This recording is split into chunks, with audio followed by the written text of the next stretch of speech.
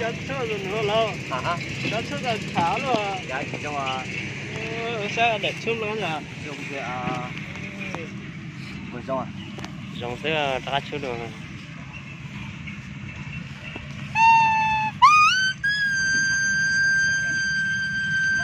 Đây tôi chuông lông.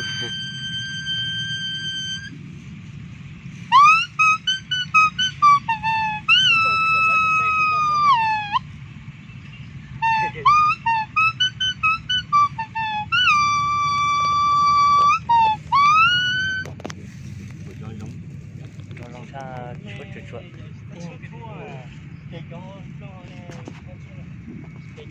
chuột lông anh chỉ tin tròn á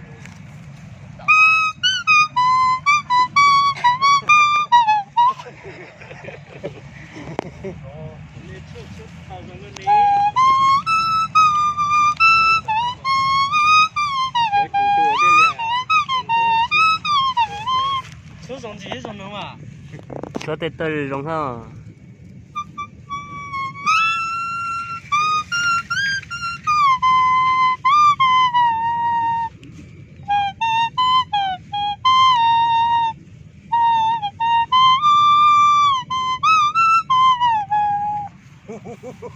Chưa chả đến tờ tàn thôi. Chưa chả đến tờ tàn. Chút tiền mà. Chút là gì hả? Cho anh để chút được hả? Để tới đại nhân chút này không? Có chút còn làm mà lâu.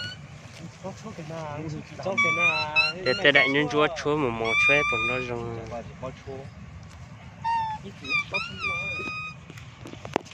Chuông lông.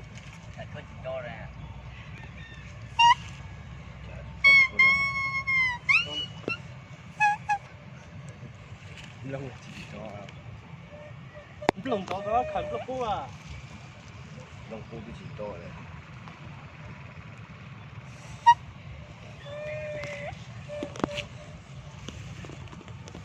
Anh cho cái chó à?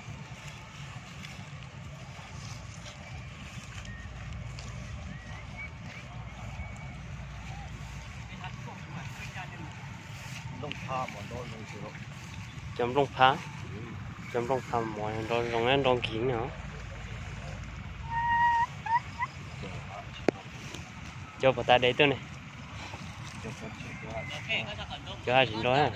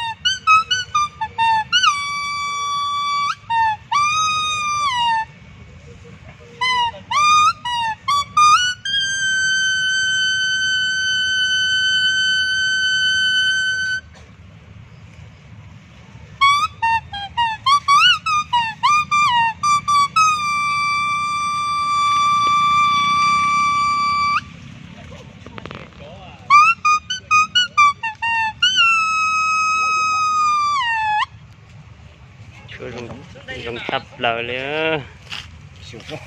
Cứ chỉ bộ này. Tao à, tuần một đó chỗ nó sợ chỉ trong Rồng thế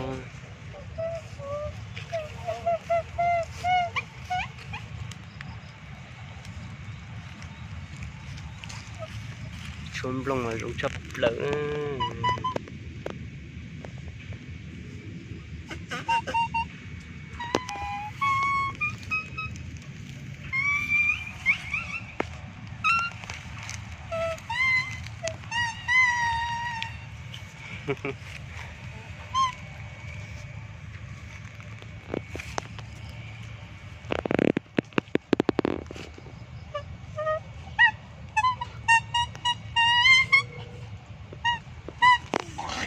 tao mới được bộ thì không còn tao mua này. Chuông còn giống thế gì mà. Twitter hả? Twitter nông thái một chọn tự. Tao cái chỗ gì chơi nữa. Giờ chỉ cho đã chút ít tơ mà. kiểu kiểu mà thảo nó non cho tí thả xuống cọt chúa lông nếu chỉ đem trong chúa là vào hu là vào tuần à chúa ra nè thì thả xuống cọt chỉ dùng lông từ nè cho con cho thả trốn lông hu lông câu tặng bạch tàu để chụp bàn chế ở để chụp cả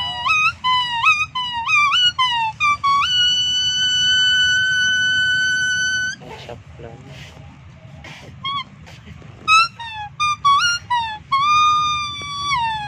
bắt rồi lên chưa lại một cái táo thì cho lại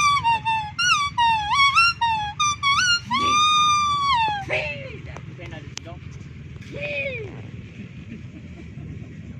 thì đã lông nè thì rất thôi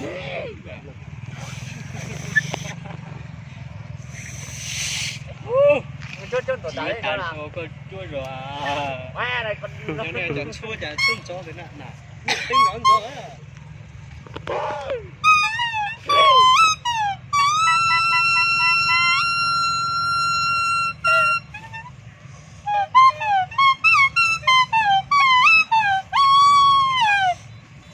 hai chập lại cho đem lông lông quên tê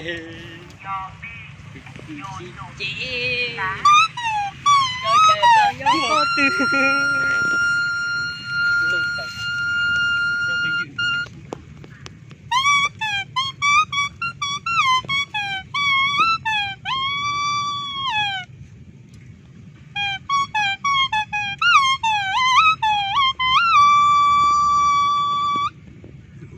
lâu có chua còn để đại dùng có chua còn nên cho chung với lưu đi to xem bún chê mà chèo có một cái con nào tới một chi buồn thế nữa lâu này luôn lông kinh chập lại này cái tôi nhớ là bình dương trong chả nó chua thì chả nó cân gì đi chả nó rau của ta chua nó thay ra rồi mình thay ra sơ lý nó sẽ nó lên tự nhiên nó cắt thay đuôi này một xe hạm đá thay được xin chi lý nó sẽ này bây giờ thay tí to này lên tự nhiên nó sẽ tí to với thay tơ tí to này lý nó sẽ hỏi dòng thay tí to này